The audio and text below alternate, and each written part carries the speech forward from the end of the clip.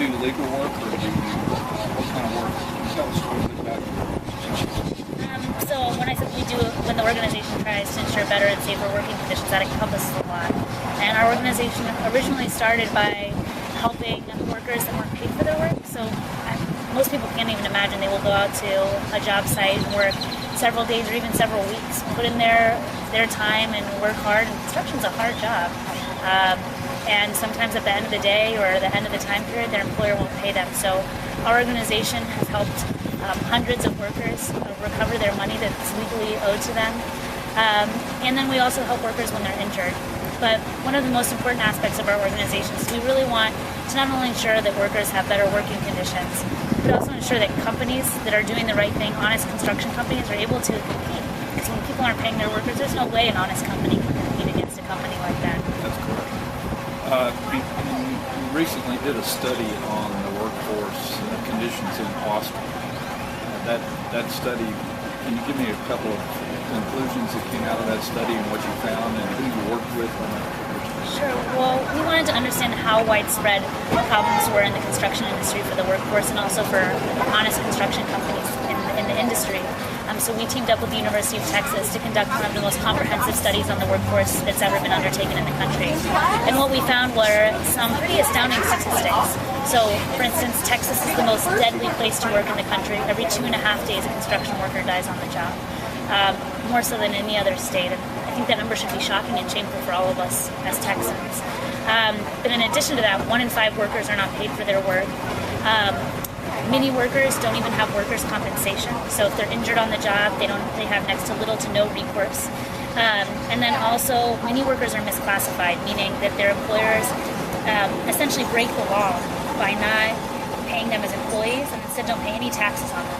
And so that's almost 40% of the workforce. Employers are cheating the system and not taking care of their workers, and also cheating other taxpayers as well. The immigration issue, the illegals, and I know that you many times are dealing with an illegal workforce who has been cheated out of their wages because of the fact that they are illegal and they're mistreated in that process. There are a number of bills that I know that are in the legislature right now to address some of the illegal issues. They're being held up in committee because people don't want to talk about immigration at all. Is there a way to take some of those bills that we need to pass in order to protect the workers and get them passed without having to deal with the immigration issue, or is it all tied together? Well, it's interesting that people bring that up. I really think they're separate issues. And I think it's also important to note a lot of the folks that come to our organization are actually U.S. citizens. So that when the law is broken and workers are misclassified or not paid for their work, it really hurts all workers. So I think that that's really important to know. But also for us, the issue that workers aren't paid or mistreated on the job and undercut honest companies are a concern for everyone. And we need to address those issues. And immigration is a separate problem that really, for us, needs to be addressed separately. Tell me why you do this work.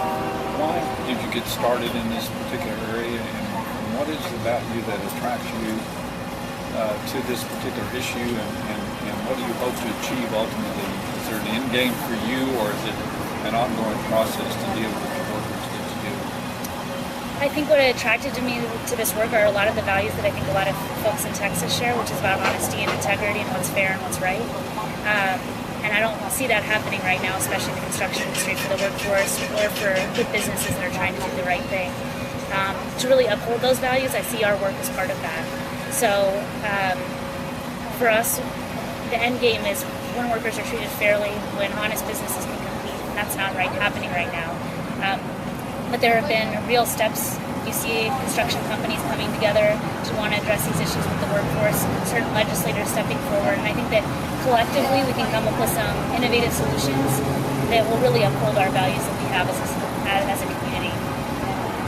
And if you were given the power to be king for a day, Queen for a day, governor for a day, whatever, what would be the first thing that you would do in terms of making this kind of change?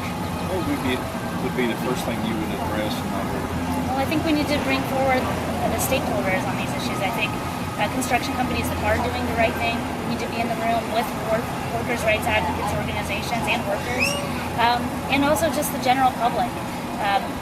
We all benefit from construction in some way. We all live in a house. We all drive to work on a road that someone built. And so it really needs to be, there needs to be a more holistic approach. And I think that the current problem we see, for instance, with our governor right now, is that there has been a blind eye, I think, turned to the issues that's facing the workforce and facing us. So if I was queen for a day, I would bring all those folks that are affected by these issues together and come up with solutions and start implementing them.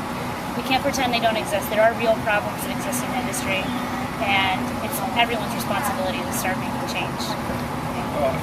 And that becomes critically important. The Brookings Institute did a study in '04 that says that between 2010 and 2030, we're going to duplicate all of the built environment that we have in the construction side, in the commercial side in particular, office buildings, industrial, retail, those kinds of things.